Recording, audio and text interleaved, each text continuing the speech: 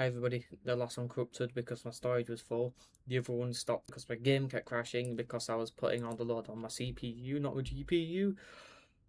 And I've got that out of there. This is about the 19th time trying to make this, so you would think it'd be better, but we'll see. Do a little try loot box open. Oh, I've got nothing. I don't play these. I don't play Torb either, to be honest with you. Just a quick rundown. I am Masters in Moira. Been Masters in Moira 2 seasons now. Last season was the first time I got into Masters. I'm now Masters 3. A 3600 SR. I only play Moira. My next highest support is Mercy at gold. Then it's every other support's here not registered or silver, right? Now we've got that out of the way. Basically, I would just like to say that I've been in plat, right? I've been plat for a good while. You know, you got to think 3 seasons ago I was plat. I was gold for a bit as well. I stopped playing for a while. I used to play tank a lot on DPS, as you can see. Before I realised that support's really easy. It's genuinely, I think it's easy. But obviously, if I'm naturally skilled at it, I'm going to think it's easy. Now in Blizzard World, I want to show you some things, right? So first, whilst we can, you want to pick the first put, Destruction's Divide. Coalescence can be toggled between pure healing and pure damage with 30% greater effect. With this, what you want to do is pure DPS, right? You want to ult and you want to get a pick. You want to get a pick. With your ult, you can sideline straight through the tank, straight to the. You want to go for the supports if you can. A DPS pick is insane as well. Any pick. That's what you want to do. Just get a pick. Just get a kill. If you get 1 kill with your ult's worth it, right? Surrender to my will.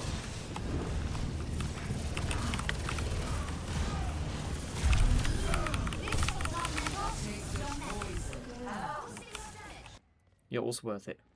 As much as some people might go, no, you're wrong. I think it. I'm Masters. I'm top, what, like 2%. Someone way above me would go, no. But I'm just trying to think general things that if you're plat, if you're gold, if you're diamond, if you're below that, how can you get here, right? That's one of the things. You want to go there. Look, some people take the bottom one. There's no point. Just take the damage, right? And toggle between heal and damage, right? Heal the tank when if he really desperately needs it. Then straight damage again. Major, you want to take the Phantom Step. The reversal's so bad, and I don't know a single use for the reversal, that I've never seen a Moira pick it. I'll put it that way. I've never seen a Moira pick it. The Phantom Step fades last 0.5% longer. That's really good. Really good. Let me bring that menu up so you can read it again. Really good. Let's say you've got a Rhine or something and you're holding down here. When you use your orb, right, you want to use a damage orb. Most of the time you want to use a damage orb. Use a heal orb if you have no healing and your team's about to die, you're going to heal orb, full stop. But if you can damage orb as much as possible. Let's say they're on the right side, right. You want to orb as close to that and that wall as you can. Because if you do, you'll get the most amount of bounces and therefore the highest amount of time possible it can affect people who are coming up these stairs, right? The highest amount, and that's same with this one, right? Even if you're here, right? Don't go in the open. Don't go in the open. Don't go. Oh, Monkey Ball Man told me to. You know what I mean? Or you get the idea. You get the idea. You just put it the furthest that way, and that should get you the most bounces. It's way less. I got 3 that time, but you get the idea. I'd avoid putting it down the middle, if I'm honest with you, for that exact reason. And even if you do get a decent bounce back, most of the time they're probably going to be there and your team's probably going to hold there and that's where they're going to go for cover. They're going to only push here if they've got a shield, right? But if they have got a shield, gosh darn do that. If they've got a Rhine there shielding, yeah, you do that. You do a nice bounce. You get the damage on the Rhine, you get the damage on the back. It's worth it. But you want to hold the corners, right? Right. So quick into the gameplay. This is an orb I did on the enemy spawn, which on Junkertown, I think it is. You should do orbs like these. What it does, I don't know if I explain it in the video. However, it prevents the enemy team. It either delays them sometimes, or it starts the fight where they're less HP basically, and that's good for you. It's good for your team. Slows them down a little bit because the orb does slow you down slightly. Or at least it used to. Don't know if it currently does. It's going to be a lot of yap. It might be a long one. It might be a long one. I'll put it down to like 8 minutes or so. Just the useful stuff. The point is you want to be doing damage. You want to be getting kills. But dying as least as possible. If one of my what I'd say is I'd heal bot. I heal bot most of the time. Damage when you can damage, and punish when you want to punish. You know, if you see a brig by themselves in that room, orb them, push them. You get them. You get them. Punish the brig. The brig shouldn't have done that. Punish them. The replay of a different game. However, this is an example of me punishing someone because they're by themselves, they're overextended, or whatnot, right? So, this is a Zenyatta. He's in a room by himself on Hollywood. This was the game before the Jungerstown one. I won this one. We won like a landslide. They didn't even cap a bit of first point. We made it all to the end with like 2 minutes. However, this is just one of the situations that I'm trying to basically not tell you, but get you to do basically. I want you to attack these kind of situations. Let me go into free cam. Right, bear with me. I don't know how to move. Right, yeah. Right, now I'm in free cam. I just want to show you. The Zen's there, right? He's by himself. No one's shooting at him. The Ana could help him, but the Ana's probably not gonna. I've shot an orb in there because I've already pre-peeked and saw the Zen holding the corner. So my orb's gonna hit that, bounce back. It's gonna there's so much chances for my orb to get Zenyatta. That's another part of the orb bit. Which was previous. Well, this links into this, right? Because an orb is a big part of taking advantage of these types of situations. So I'm going to let it play.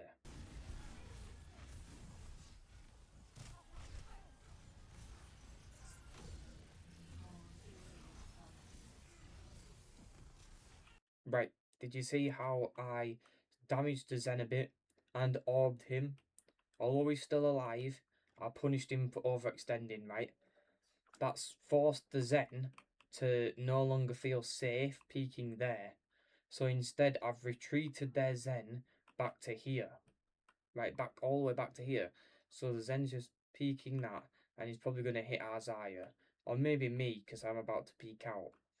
Right? Or might not peek out, we'll see. But this is just kind of a situation where just punishing that Zen a little bit has forced him to go back, which has given us more space and more value, right? Arzaya wouldn't have been as confident going there if the Zen would have been here. However, likely the Zen would have died because he's nowhere near his team. So just thought I'd say and share this because it's quite good. It's punishing a Zen, but not killing him, but still punishing him. Right, as this isn't as good of an example, but as you can see, with 3-4 meters away from capping the point, you'll see that their enemy team is here, right? And some of their players don't actually instantly run off. Let me play it. I'll play it back in half speed. But you see, their Kiri's left, I think, or who was that? It's an Ana Bastion and a Hog. Let me play it half speed.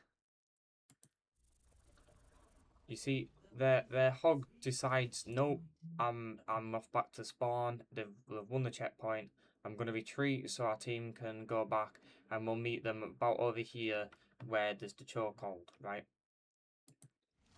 Their Ana decides, nope, I'm leaving. I need to get back as soon as I can. I probably won't make it back to spawn in time, so I'm just gonna have to run back. However, the Bastion decides to stay. And because of that, I get a damage orb on him. A good damage orb, damages him the whole way, which leaves him... let me double check his health. This is not really a good angle here. Bear with me. but he's about half, right? He's getting hit by my team as well, right? I using my orb, I forced him this way. We were gonna have to retreat anyway, and basically Bastion's gonna die, right? Because he didn't retreat. However, I saw that early, even though we didn't cap the point yet, and went to go punish that, right? If you spot it earlier, the more likely you are to kill them because I weakened him already. Right, let's have a look. The Bastion dies. If he had more HP, he probably still would have died. However, spotting that early does allow you to actually get some kills, right? Then I go up to the Kree, trying to push in him, get a damage orb all on them, and that leads to the Kree's death, which obviously isn't my fault, and then I'm forced to push the payload for ages. You don't want to see that. But what I'm saying is, unless you have your major perk, which is your leap, which allows you to, like, if I was in here and the brig was getting me and I can get out, right? I can get out normally. But it's easier to get out of situations when you have your major perk. And, for example, I can go there. With my major perk, I probably could have gone there or there, right? You get the higher jump speed, so quite frankly, I might have even got up there. Because if I can get up when I'm sat there, then I can get, or there, then I can get up when I'm over there with the lead. Right, that's something you've got to consider. That's why you need the higher phase, right? If I had the longer phase, I would have got out. One of the things is luring fire from your team. If your Rhine's there, and let's say there's someone there, if you're baiting them, that's more time they can't hit your tank. That's more time they can't hit your DPS, right? Moira's suck doesn't do much damage. Let me go into practice range so you can visually understand what I'm trying to lay out here. Can't do that sadly. But this is what I mean, right? If this guy's shooting me, right, on my tracer, let's say he's shooting my tracer, and if I go like this, right, obviously that's a lot of damage. That is this damage, right? But compared to how quickly you creep or anyone else can, Moira's damage is not much, right? It's not much. We're talking little bits. Right? But the little chips, they add up, right? They draw your attention as well. When you see a Moira sucking her, it's annoying. You get slowed. It's annoying that you're gonna go away from them. But if you're like this, if you're playing the wall, for example, and you're like this, and you're shooting them, they're gonna stop shooting that teammate, which allows them to shoot them without getting fire back, which allows them to try get a pick more, so that actually getting me low can phase away. I can heal. Right, I can phase away. I can heal. If he's getting me low, or whatever, he's damaged me. I can find a heal pack. I can phase to a heal pack. You get the idea, right? Especially if you had that higher, the faster, more greater leap, you could get to the heal pack quicker, right? Right, so I do have more to say, however the video is approaching 15 minutes. If you do want to hear more or ask me any questions, please ask them in the comment section below. Leave a like if it actually helped, or if you feel like you've learned something in some kind of way. If you do have any more questions or any advice or like anything you want to talk about or any situations where you get the idea, or maybe because quite frankly this is my first ever video, if you send a replay of your game, or replay code, just send a replay code in the comment section and maybe I'll react to it. Maybe I'll try point out things you can do that's better, right? Obviously if you're in lower ranks, your tank, your DPS are going to do things that aren't going to be perfect. However, that's something out of your control, and you should only change things that you can, right? I've always said this, but if you're losing game after game after game after game, right, you can have 3 or 4 games, and I'll say this: you can have 3 or 4 games in a row where your teammates are you just got put in the wrong bunch, right? Where your stats are through the roof, but there's a massive tank diff. There's something, but there's always a root cause to everything, right? It can't happen game after game after game after game. Maybe 3 or 4 tops. The chance of it happening 5 games in a row, You know, 4 games is red carpet. If it's any more than 4 games in a row, I just say that it's your fault, really. But yeah, but if anyone can, any questions, please put a comment in the comment section below, or a replay code or something to react to if you would like.